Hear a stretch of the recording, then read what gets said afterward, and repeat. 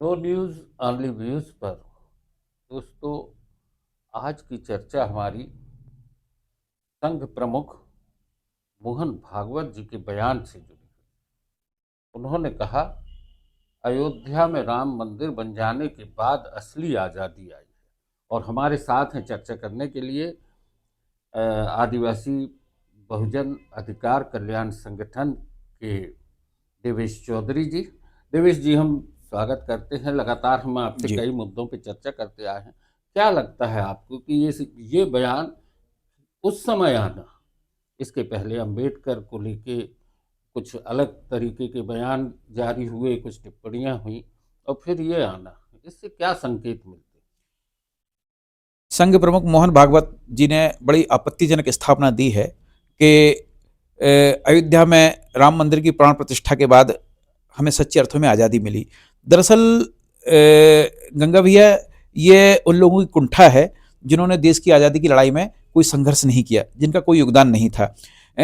आपको याद होगा कि इनके पितृपुरुष विनायक दामोदर सावरकर जो है अंग्रेजों की सेना में भर्ती होने के लिए युवाओं को प्रेरित कर रहे थे, और लोग और उस समय युवाओं से कह रहे थे कि आपको नेताजी सुभाष चंद्र बोस की आज़ाद हिंद फौज में भर्ती नहीं होना है। इनके पुरखे श्यामा प्रसाद मुखर्जी जो है, आपको याद होगा कि पश्चिम बंगाल में जो है मुस्लिम लीग की सरकार में वित्त मंत्री का पद धारण कर रहे थे। ये आश्चर्य की बात है कि जो संघ फिरंगी फ्रेंडली था, वो संघ जो है 1947 की जो हमारी आज़ादी है, जो हमारे लाखों स्वाधीनता संग्राम सेनानियों और हमारे अमर शहीदों के प्रति एक जो कृतज्ञता होनी चाहिए देशवासियों की, उसका एक मजाक उड़ा रहे हैं। ये न केवल उनका मजाक है, बल्कि ये संविधान निर्माता बाबा साहब अम्बेडकर का भी मजाक उड़ा रहे हैं। क्योंकि आप ये कहना चाहते हैं कि इसके पहले अगर 2024 में यदि आपको असली आज़ादी मिली है, और 2014 में आप देखिए कि एक सांसद हैं इन्हीं की पार्टी की, भारतीय जनता पार्टी की, जो अभिनेत्री, फिल्म अभिनेत्री कंगना रनौत, वो 2014 में आज़ादी महसूस करती हैं। एक अखिल भारतीय विद्यार्थी परिषद की छात्र नेत्री हैं, वो कहती हैं देश की आज़ादी हमको अंग्रेजों से 99 साल की लीज पे मिली हुई है। तो इस तरीके के जो बयान दिए जा रहे हैं, चाहे वो अनंत कुमार हेगड़े का हो, चाहे वो फैजाबाद के पूर्व सांसद लल्लू सिंह का हो, चाहे वो ज्योति मृधा का हो, तो ये बताता है कि इनको जो है ये संविधान सूल की तरह चुभ रहा है, और ये संविधान को बदलने के लिए पूरी तरीके से कृत संकल्पित हो चुके हैं। इनको ये अपने नए तरीके का इतिहास लिखना चाहते हैं, और इनका बस चले तो इस आज़ादी को ये फर्जी आज़ादी बता दें, 1947 की आज़ादी को। यह वही आज़ादी है जिसने इनको यह कहने की स्वतंत्रता दी है कि हमको आज़ादी जो है वास्तविक अर्थों में 2024 में मिली। मैं आपको बताना चाहूंगा कि मोहन भागवत इस तरीके के विवादास्पद बयान पहले भी दे चुके हैं। उनकी स्थापना आरक्षण के विरोध में उन्होंने इस तरीके की बयान दिए थे, आपको याद होगा। और इन्हीं के जो पुरखे हैं, आपको याद होगा माधव सदाशिव गोलवलकर, उनकी अध्यक्षता में 11 दिसंबर 1949 को दिल्ली में रामलीला मैदान में पंडित जवाहरलाल नेहरू तत्कालीन प्रधानमंत्री जी के साथ संविधान निर्माता बाबा साहब अम्बेडकर के पुतले जलाए गए थे। सिर्फ इसलिए पुतले जलाए गए थे क्योंकि इन्होंने यह कहा था कि देश का ध्वज जो है तिरंगा की बजाय आप भगवा रखिए, और हिंदू कोड बिल को आप लागू मत करिए। जब इनको वहां से निराशा मिली तो इनको लगा कि ये इस देश के संविधान का चरित्र जो है सेक्युलर रहेगा, तो इन्होंने उनके पुतले जलाए। और यही सबसे ज्यादा बाबा साहब अम्बेडकर के गले में माला डालना, उनकी प्रतिमाओं पे माला डालने का काम करते हैं, उनके विचारों की हत्या करने का काम करते हैं।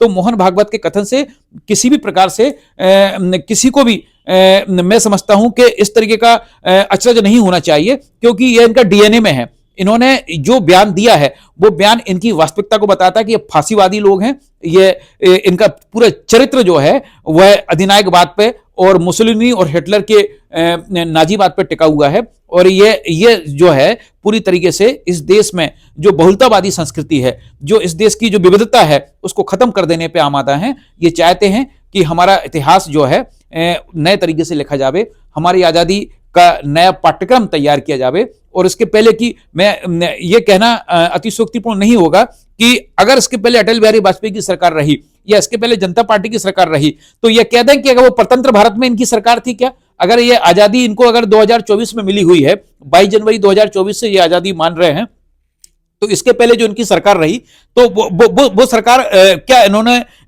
परतंत्र भारत में अपनी सरकार बनाई थी क्या? ये बहुत से सवाल हैं लेकिन मैं समझता हूं कि ये देश की मुख्य समस्याओं से ध्यान भटकाने की एक साजिश है और मोहन भागवत इस तरीके के मामलों में सिद्धस्त हैं। वो हमेशा अपनी आपत्तिजनक स्थापनाएं देते हैं और उसके बाद खंडन भी करते हैं और धीरे से बयान आ जाता है कि हम किसी भी तरीके से जो है हमारा अभिप्राय ये नहीं था, हमारा आशय ये नहीं था। आपको याद होगा उन्होंने पहले ये बोला था कि देश में जाति व्यवस्था ब्राह्मणों ने बनाई है, बाद में उन्होंने कहा कि नहीं, मेरा कहने का अभिप्राय ये नहीं था।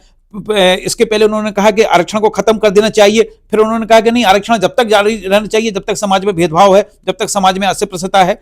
उन्होंने कहा कि सबका एक घाट होना चाहिए, एक शमशान होना चाहिए, एक कुआं होना चाहिए, एक मंदिर होना चाहिए। बाद में उन्होंने कहा कि जो है जो अस्पृश्यता है और जाति व्यवस्था है, वर्ण आश्रम व्यवस्था है, वो ईश्वरीय देन है और सावरकर की थ्योरी को उन्होंने बकायदा लेजिटिमेसी देने का काम किया। तो ये ऑक्टोपस हैं, ये पता नहीं चलता है कि इनका मुंह कहां है, इनका पैर कहां है, इनका सिर कहां है। इनकी बातों पे बिल्कुल भरोसा नहीं होना चाहिए। इनकी सच्चाई वही है कि ये इस देश को पूरी तरीके से हिंदू राष्ट्र में तब्दील कर देना चाहते हैं। इनको इस देश का लोकतांत्रिक चरित्र, इस देश का बहुलतावादी चरित्र, इस देश का धर्मनिरपेक्ष चरित्र स्वीकार नहीं है। यही सच्चाई है। देवेश भाई, आपने सही कहा कि विवादित बयान देने के बाद उनके अभिप्राय बदल देने की जो कोशिशें हैं, बड़ी बात है कि 1857 की क्रांति हुई, देश की आज़ादी के लिए लड़ाई लड़ी गई।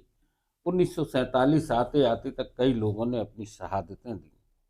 तो क्या अब जो बाबरी मस्जिद विध्वंस के समय जो शहादतें हो गई थी, वो उनको स्वतंत्रता संग्राम सेनानी भी बोला जाएगा क्या आगे जाकर?